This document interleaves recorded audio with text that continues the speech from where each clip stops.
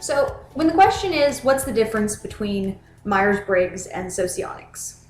It can help to think of it as almost like a twin study. So when we have twin studies, it gives you an opportunity to have two things, two people in that case, that share the same base, that share the same DNA, but who are raised in two different environments.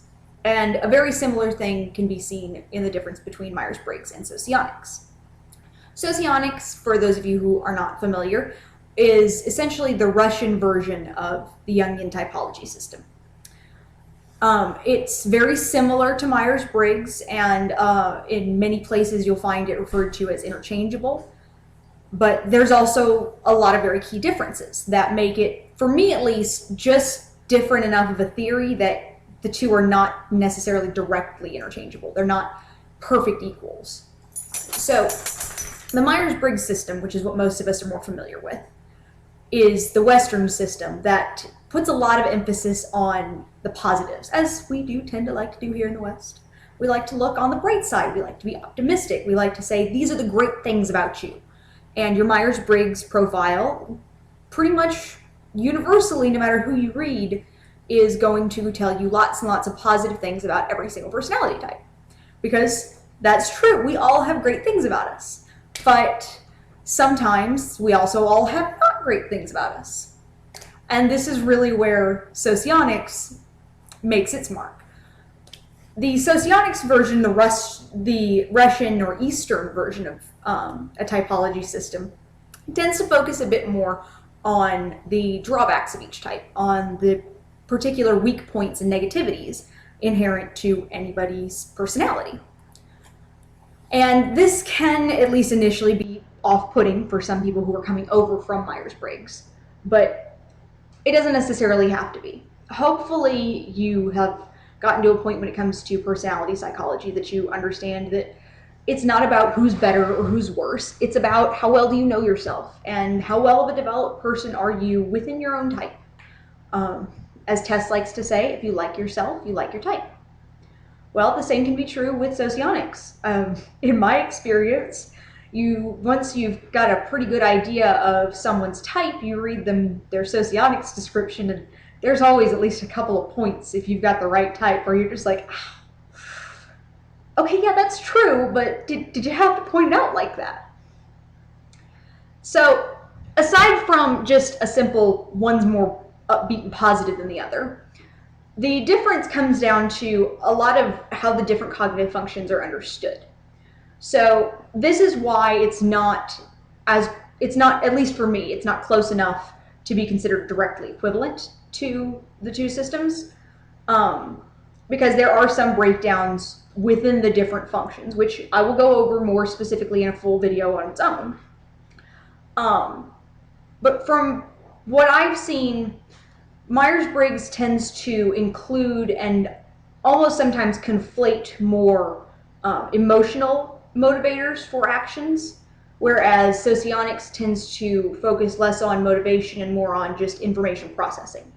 Because the Russian Socionics system is a combination of Jungian psychology and a theory called information metabolism, which basically says that there are different types of information that we encounter in the world, and different types of information are associated with each of the different cognitive functions. So the stronger you are in a particular cognitive function, the better you are at perceiving and interpreting that information in the surrounding world. So a good example of this would be the feeling functions, because these are fairly similar between Myers-Briggs and Socionics.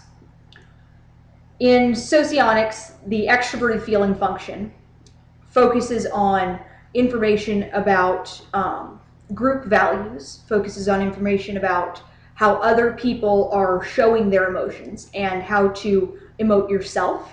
So this gives the ability to read people's facial expressions overtly. So when somebody is smiling, when somebody is really trying to get along and trying to be part of the group, you're very able to perceive that. It also allows you to be able to perceive when people are not necessarily functioning well together as groups and find what those groups do agree about. Whereas introverted feeling is a function that's more focused on your own subjective internal morality and kind of a compass of what is good and bad and right and wrong. It also focuses on being able to understand and recreate depth of emotion within others. So in socionics and information metabolism, while extroverted feeling strong types will have a better ability to understand group feelings as a whole, introverted feeling strong individuals will have a better understanding of the subtleties of emotion within a particular person. So if someone is smiling and getting along and kind of playing along with the group, that will make an extroverted feeling type happy. Whereas if someone still is showing kind of like micro expressions of that they're just kind of playing along, that they don't really want to be here, then that's going to be something that an introverted feeling type is going to notice more.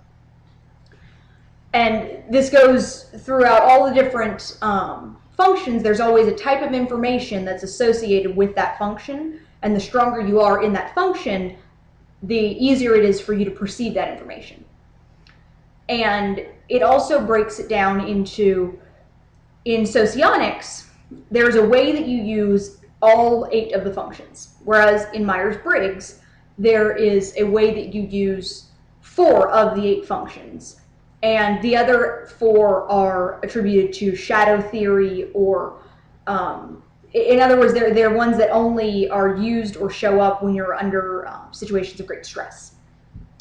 But in Socionics, we use all the functions. It just tends to acknowledge that we have 4 that we consider valued functions, which means that we say this information is important to my understanding of the world. This information helps me to make good decisions. There's other information in the world, but that's not necessarily the kind of decision that we use to understand and make decisions. So for me as an ENFP, a valued function of mine is introverted feeling. So to me, it matters how people really feel and how I feel about something and whether something is just inherently right or wrong. But my extroverted feeling function is considered an unvalued function. It's one that I'm still very strong in, so I can still tell very easily when people are upset or when people are not getting along as a group. But to me, it doesn't necessarily matter all that much. I don't expect people to get along as a group. It's not really all that important to me. And if they don't get along, then again, my focus is going to be more on what are the individual nuances that are causing people to disagree, rather than finding overt reasons that everyone can agree. The other differences in the 2 systems, the main difference that you'll notice you come across is in the lettering system. So an ENFP in Myers-Briggs is equivalent to an ENFP in Socionics, but in Socionics, it's a lowercase p. The reasoning for this is that in Socionics, the last letter indicates the dominant cognitive function. In my case, it is a perceiving function. My dominant function is both extroverted, because I am an extrovert, and it is a perceiving function in both systems. Whereas with introverts in Myers-Briggs, an ISTJ would be an ISTP in Socionics, lowercase p. So that is because for an introvert, their dominant function is going to be an introverted function.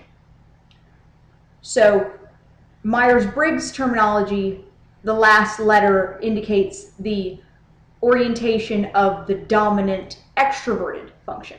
So the dominant extroverted function of an ISTJ is extroverted thinking, which makes them a judging type. So ISTJ. The same person of the same type in Socionics would be an ISTP, because their dominant function is introverted sensing. Even though it is an introverted function, it is still their dominant function, and therefore it is a perceiving function, which gives you the reasoning for the lowercase p. I think this is all that really comes to mind for me for the differences between the two systems, at least the gross differences. And a lot of it can be attributed to just growing up in two different cultures. You know, the Russian culture emphasizes that you need to be honest with yourself, that you need to focus on, you know, the negatives so that you can make up for them. Whereas the Western Myers-Briggs tends to focus on the positives, because we want to accentuate the positives. You want to be the best you that you can be. We all want to be the best we can be. We just have different ways of going about it. You know, in Russian culture, the way you can be the best that you can be is by acknowledging your flaws and doing everything that you can to compensate for them. Whereas in the Myers-Briggs system, the best way you can be the best that you can be is by accentuating your strengths and being the best that way. So hopefully this has helped to understand some of the differences between the two systems. Like I said, I will go through and do a more extensive video on each of the different functions, but I wanted to go ahead and give an overview of the two systems now, so that anybody who is confused could hopefully understand at least a little more clearly. Feel free to leave comments below and any questions, and I will do my best to answer them.